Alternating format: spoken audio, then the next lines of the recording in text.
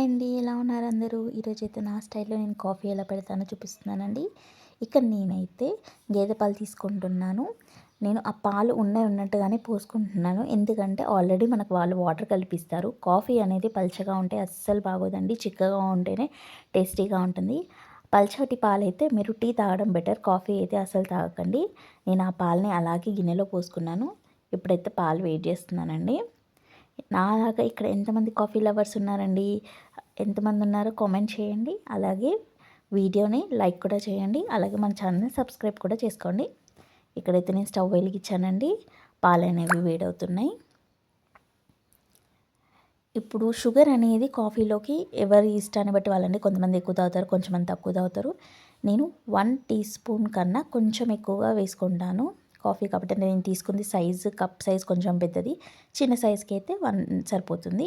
And coffee powder నేను use చేసేది continental extra.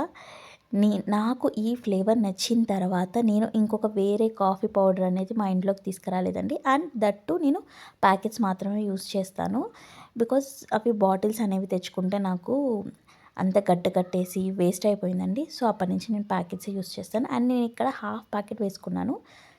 మంచి స్ట్రాంగ్గా కావాలనుకుంటే మీరు 1 ప్యాకెట్ యూస్ చేయండి. నాకైతే హాఫ్ ప్యాకెట్ సరిపోతుందండి. అది ఇంకా ఎవరి టేస్ట్ని బట్టి వాళ్ళది. బాగా స్ట్రాంగ్ అయితే 1 వేసుకోండి. అది కూడా బాగుంటుంది. అప్పుడప్పుడు అది కూడా ట్రై చేస్తాను. ఇప్పుడు నేను చాలా హెడేక్గా ఉన్నప్పుడు అలాంటి టైమ్స్లో ట్రై చేస్తాను. బట్ ఇప్పుడు నేనైతే ఇక్కడ హాఫ్ ప్యాకెట్ మాత్రమే తీసుకున్నాను. రెగ్యులర్గా అయితే నేను హాఫే తాగుతాను. అండ్ మనము గ్లాస్లో తీసుకున్నాం అనుకోండి, అటు ఇటు తొర్లించుకుంటాము. బట్ నేను కప్లో తీసుకున్నప్పుడు కాఫీ స్పూన్ మాత్రమే యూస్ చేస్తానండి, స్టిక్ కలపడానికి లేదా స్టిల్ చేయడానికి. అండ్ ఇక్కడ మనకు పాలు మరుగుతున్నాయండి, చూసారు కదా.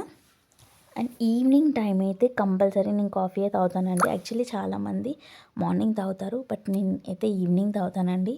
బికాస్ మార్నింగ్ అంతా పిల్లలతోని వర్క్, బయట ఆఫీస్ వర్క్ కాబట్టి సో ఈవినింగ్ రిలాక్స్డ్గా ఉంటుంది నాకు కాఫీ తాగితే. నాకైతే అలాగనే అలవాటండి. ఇక్కడైతే మన పాలైతే వేడైపోతున్నాయండి. కాఫీ పౌడర్ తీసుకున్నాం, షుగర్ వేసేసాం. షుగర్ కూడా మొత్తం కరిగిపోయింది పాలల్లో. ఒకసారి మనం అలా తిప్పుకుంటే ఏంటంటే గిన్నెని షుగర్ అనేది కరిగిపోతుందండి మొత్తము. నేను కొంచెం హైలో పెట్టుకున్నానండి గ్యాస్, కొంచెం పాలు తొందరగా హీట్ అవ్వడానికి.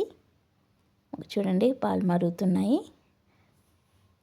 పాలు అనేవి కొంచెం ఎక్కువ మరగ పెట్టుకోవాలి కాఫీ తీసుకునేటప్పుడు. ఎందుకంటే మనం కాఫీ పోసుకొని దాన్ని కలిపేలోపు చల్లగా అయిపోతుందండి. కొంచెం ఎక్కువ మరిగాయండి అనుకోండి పాలు, కొంచెం సేపు కాఫీ హీట్ అనేది ఎక్కువసేపుగా ఉంటుంది. జస్ట్ ఇలా పొంగగానే కొంచెం తొందరగా తీసేసుకోకుండా కొంచెం మరిగించుకోవాలి పాలు. ఇప్పుడైతే నేను పాలని కప్లో పోసుకుంటున్నానండి. చూసారుగా, మళ్ళీ ఒకసారి కలుపుకుంటున్నాను, షుగర్ ఏమైనా కరగలేదేమో అనేసి. చూసారు కదా, నేను ఫస్ట్ ఇందాక తీసుకున్న పాలకి ఇప్పుడు పాలకి తేడా ఉంది చూడండి. ఎందుకంటే కొంచెం సేపు నేను మరిగించాను, అందువల్ల అది అనేది తగ్గింది. ఇప్పుడైతే నేను కాఫీ టేస్ట్ చూస్తున్నానండి. కాఫీ అయితే సూపర్గా ఉంది.